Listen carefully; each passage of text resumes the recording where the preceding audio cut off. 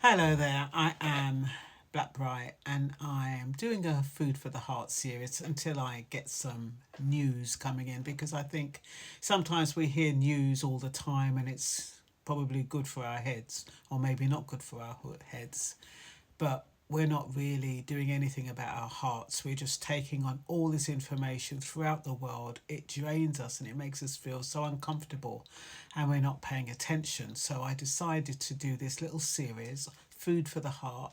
Today's one is called The Overworked Heart. So, yeah, I hope you enjoy them. I don't know how long they'll last, but you know me. I'm always dipping my toe in water to see how it feels. So, good morning, good afternoon, good night, depending on which part of the world you are watching me from. I've been thinking about something that I suspect many of us have in common, although we don't always recognize it. It's the overworked heart. Now, before anyone thinks I'm talking about heart disease, I'm not.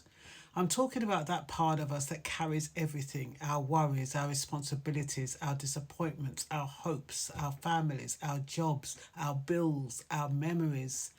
It's amazing how much our hearts seem to carry without us even noticing.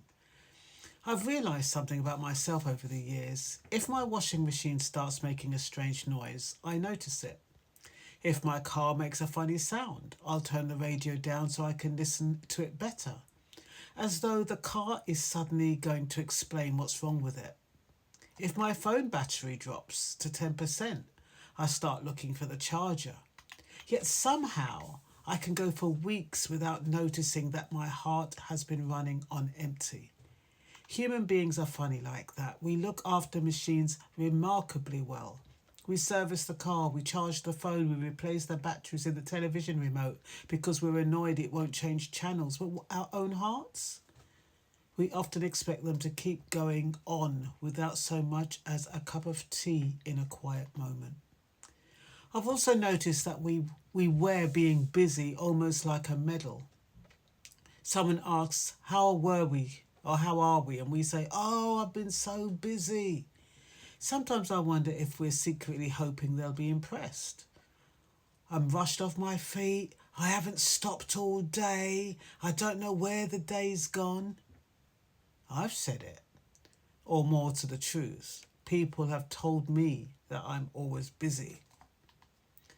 I don't feel busy most of the time, but I'm constantly told, oh, I can't call you, you're always busy.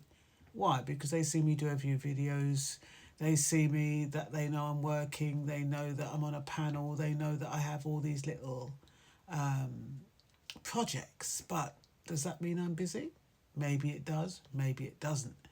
But that's the perception I give. I'm so busy. And then there's those moments when you're so busy you walk into a room and completely forget why you went in there. You stand looking around as though the walls are going to remind you. You open up a cupboard that didn't need opening. You shut it again and wander back out, only to remember once what you wanted when you've sat down again.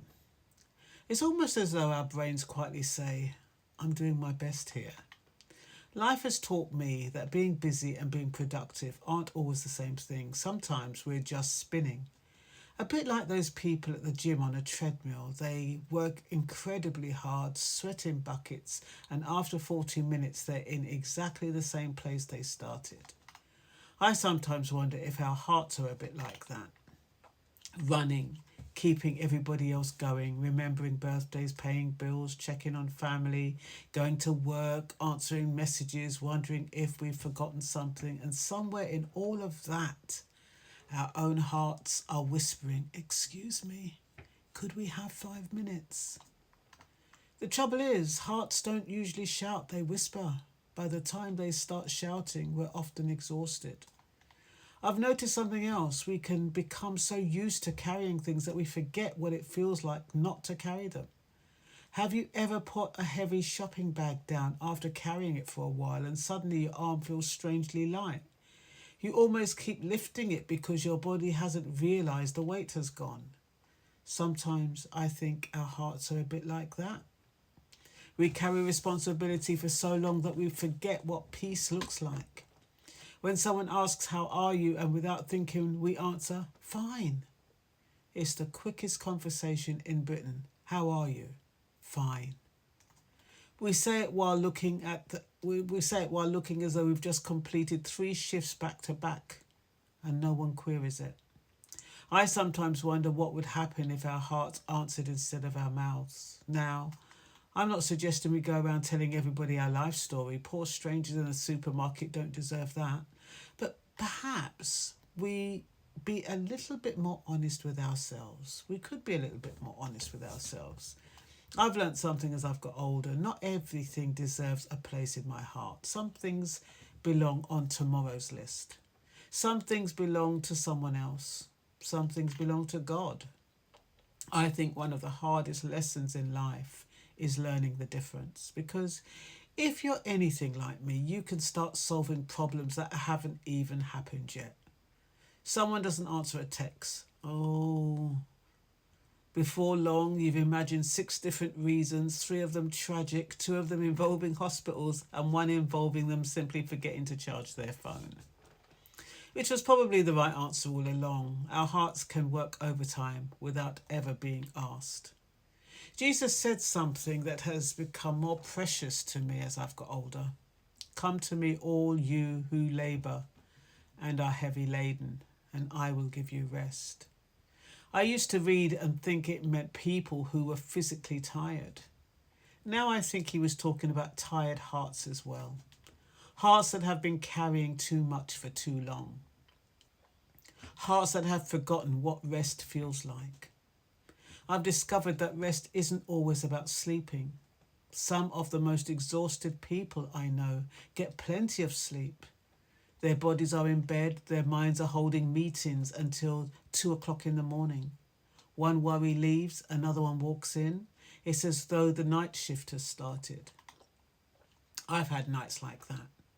Then I catch myself, I think, hang on, Blackbright, nothing is going to be solved at 2:30 in the morning. Tomorrow will still arrive, hopefully. The problem will still be there if it needs dealing with, and if not by me, then someone else. And perhaps God doesn't expect me to carry tonight what belongs to tomorrow.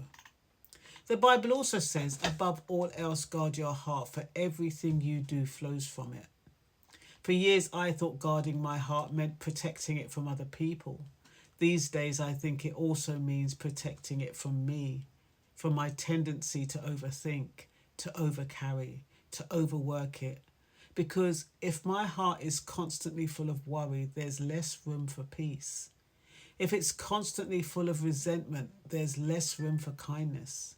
If it's constantly full of everybody else's expectations, there's less room to hear God's gentle voice. And perhaps that's what an overworked heart really is. Not a heart that's been working too hard because it's loved too much, but a heart that's been carrying loads it was never designed to carry alone. I'm still learning that lesson. Some days I get it right. Some days I find myself trying to carry every shopping bag from the car in one journey again because I don't want to make 2 trips. Human beings never seem to learn, do we? And maybe that's why God is so patient with us. He knows we're still learning. So if your heart has been working overtime recently, perhaps today is a good day to let it breathe a little. Put one bag down. Leave one worry with God. Accept that not every problem needs solving before bedtime. The world managed before we arrived, and with God's help it will manage while we get some rest too. Thank you for listening, and until next time, take care of yourselves and take care of each other. So I hope that landed with some of you who try to carry the world's burdens on your shoulder alone, or your family's burdens on your shoulder alone, and you just don't get that moment of rest. Sometimes, like today, I just had to shut my eye for 15 minutes while I had a break, because I knew that was the only way I could be productive. And that's what sometimes we have to do. Listen to our hearts, listen to our bodies, and God will take care of the rest. And that's all I've really got to say for now. You take care now. Have a wonderful evening, and I'll speak to you soon.